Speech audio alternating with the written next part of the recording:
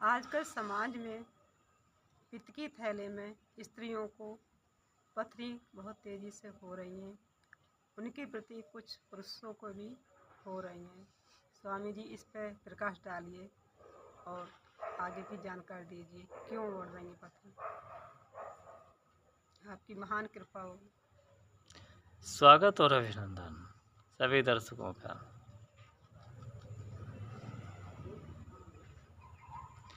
अब हम क्या कर रहे हैं, कई बार हम बताते हैं कि थोड़ा सा आवाज़ में दम होना चाहिए। अगर शरीर में दम ना हो कोई बात नहीं, आवाज़ बुलंद होना चाहिए।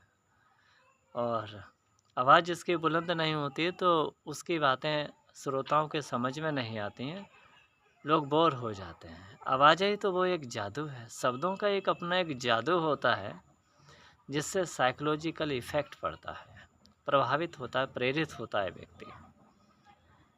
लोग वक्ता बनना चाहते हैं, लेकिन वक्ता बनने के लिए एक तो साहित्य की एक तो स्वाध्याय बहुत होना चाहिए व्यक्ति के पास में। अगर वो लगातार कंटिन्यू कुछ ना कुछ पढ़ेगा नहीं तो उसके पास में मटेरियल नहीं होगा। और स्वाध्याय के साथ साथ स्वाध्याय से क्या होगा, शब्दकोश आएगा। एक बात की वो 4 बातें बना के बोलने में सक्षम हो जाएगा। उसके पास में वोकाबुलरी होगा, चाहे अंग्रेजी का हो, चाहे हिंदी का हो, किसी भी लैंग्वेज का। ठीक इसी प्रकार से उसके अलावा वो कुछ विषयों का मास्टर होना चाहिए। और मास्टर होगा तो कॉन्फिडेंस लेवल आ जाएगा, प्रैक्टिकल क्रिया, हिम्मत आ जाएगी। कॉन्फिडेंस माने एक विश्वास आ जाएगा, हिम्मत आ जाएगी। नहीं तो बोलने वाले को खुद को डर लगेगा कि मैं जो बोल रहा हूँ कहीं लोग गलत ना मान लें। जबकि मैं गालियाँ भी सुनाता हूँ, 50 गालियाँ देता हूँ, लेकिन मुझे डर नहीं लगता है। उसके पीछे कारण है मेरा इरादा साफ सुथरा है, मैं मास्टर हूँ अपनी कई विद्याओं में। हेलो, मैं अगर गाली भी देता हूँ तो मुझे कोई भय नहीं मालूम पड़ता है, क्योंकि वो गलत लोगों के लिए गालियाँ देता हूँ। समझ रहे हैं ना? लोग बुरा मान जाएंगे। अब मान जाओ हमारे घंटा से, क्या उखाड़ लोगे? मैं तो गुरु हूँ पुराने ज़माने टाइप का। आज का वो लल्लू पच्चू गुरु नहीं हूँ कि चाटुकारिता करूँ, हाँ जी करूँ, जी हुजूरी करूँ, इस तरीके का नहीं हूँ। और अगर ऐसा गुरु होता तो ये जंगल जैसी झोपड़ी दिखाई नहीं दे रही होती। हम भी आसाराम जैसे 400 की जगह कम से कम 40 आश्रम तो बना ही लेते, अगर हम पैसे के पीछे भाग रहे होते तो। समझ रहे हो ना?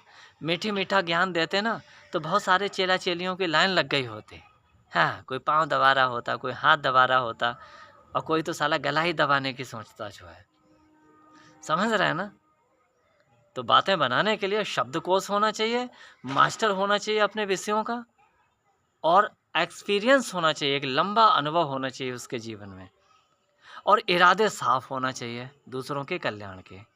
आदमी दबेगा नहीं तो फिर बिंदास उसके बोल निकलेंगे। तो जो आपने सवाल किया, आपका भी यूट्यूब चैनल है, क्या है उसका नाम बता दीजिए?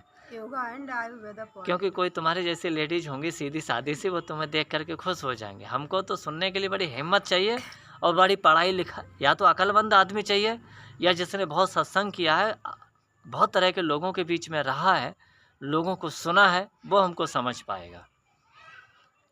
और हम तो पित्त की थैली में जो पथरी अक्सर हो रही हैं, इसके कई सारे कारण हैं। महिलाओं को अक्सर ऐसा देखा गया है। तो महिलाओं को ये पित्त की थैली में, या पुरुषों के हों, तो कुछ मैं फार्मूले आपके लिए नोट कराऊंगा। सबसे पहले तो मैं होम्योपैथी की कुछ औषधि हैं, उसके लिए आप नोट्स कर सकते हैं। एक बर्बेरिस आती है, बर्बेरिस बुल्गेरिस, VERVERIS, और BULGARIS, बुल्गेरिस। इसकी जो पोटेंसी रखना है आपके लिए, वो 200 पोटेंसी की ये रहेगी। और एक दूसरी आती है सरसा परिल्ला, SARSAPARILLA, सरसा परिल्ला, ये भी 200 उसकी आती है। और इसमें क्या करना है, एक तीसरी और एक सिरप है जिसको लाइकोपोडियम कहते हैं, ये भी 200 पोटेंसी की होगी। और ये आपके लिए अपना इंडिया मेड लेना, SVL प्राइवेट लिमिटेड कंपनी है, उसका बहुत अच्छा रहता है।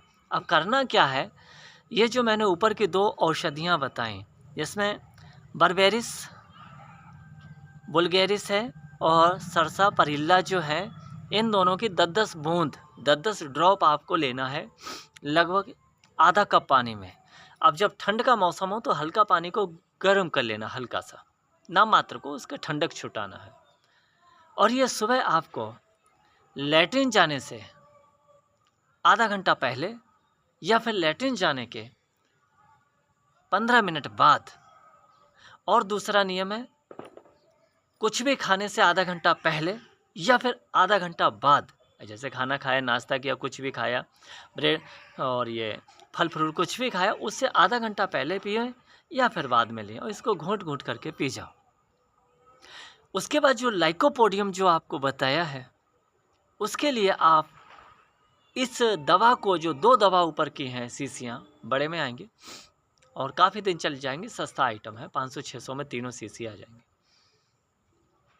इसको लगभग 10 से 15 मिनट बाद ले लें। इसकी भी लगभग 8 से 10 बूंद ड्रॉप आपको टपका के उतने ही पानी में, हल्के गुनगुने पानी में ले लेना है और लेना। इसमें परहेज भाइयों यही करना है कि जो मीठी चीज़ें हैं, जो ज़्यादा मीठी चीज़ें हैं, ज़्यादा तला भुना है, ब्रेड है, पकौड़ा है, समोसा है, जो मैदा की चीज़ें हैं, बिस्किट हैं, ये सारी चीज़ें जो है, एक बार को बेसन की चीज़ तो चल जाएगा, लेकिन मैदा की चीज़ जो है वो चिपक जाती है, वो इंटेस्टाइन में एकदम से इंडल्ज हो जाती है, आसक्त हो जाती है, चिपक जाता है चिंगम की तरह। तो इन चीज़ों से बचाव रखें, तला भुना, चिकना चुपड़ा और मिर्च मसाले जैसे आप यही ज़्यादा चीज़ें लेने की वजह से तो हुआ। दूसरा, इसमें भस्त्रिका और कपालभाति कम से कम 300 से 500 बार रोज़ाना करें, चाहे भले ही सुबह के समय में 150 कर लो, शाम को 150 कर लो। फ्रिज के आइटम से, एकदम से फ्रिज से निकली हुई चीज़ों से भी बचाव रखना है।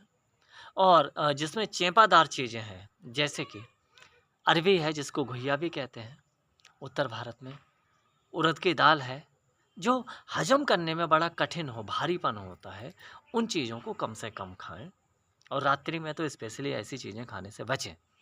ये होम्योपैथी की औषधि है, इसको कई मरीजों पे हमने प्रयोग कराया है और किया जा रहा है, तो इसके सकारात्मक परिणाम आए हैं। पित्त की थैली में, अब लोग कहते हैं पित्त की थैली में निकलती नहीं है, उसका कारण है, सही बात है, उनकी भी सही बात है, जो एलोपैथिक मेडिकल साइंस है। होता क्या, इस तरह के गुब्बारे जैसी थैली होती है ऊपर के लिए, उसका छेद ऊपर से होता है, नीचे से कुछ नहीं होता है। वो जो वाइल है, जो पित्त है, वो इकट्ठा होता रहता है उसी में, उसी के साथ में कुछ कण ऐसे चले जाते हैं, वो किसी भी चीज़ के हों। समझ में आ रहा है? नहीं, चेहरे पर रौनक होना चाहिए, एक्टिव होना चाहिए। जब आदमी एकदम सुस्त होकर मुरझा के बैठता है तो लोग देखना पसंद नहीं करते हैं, सीधी सी बात है। चुलबुले लोगों को ही देखना पसंद करते हैं, समझ रहे हैं ना? सब चाहते हैं हम आगे बढ़े, ये करें वो करें।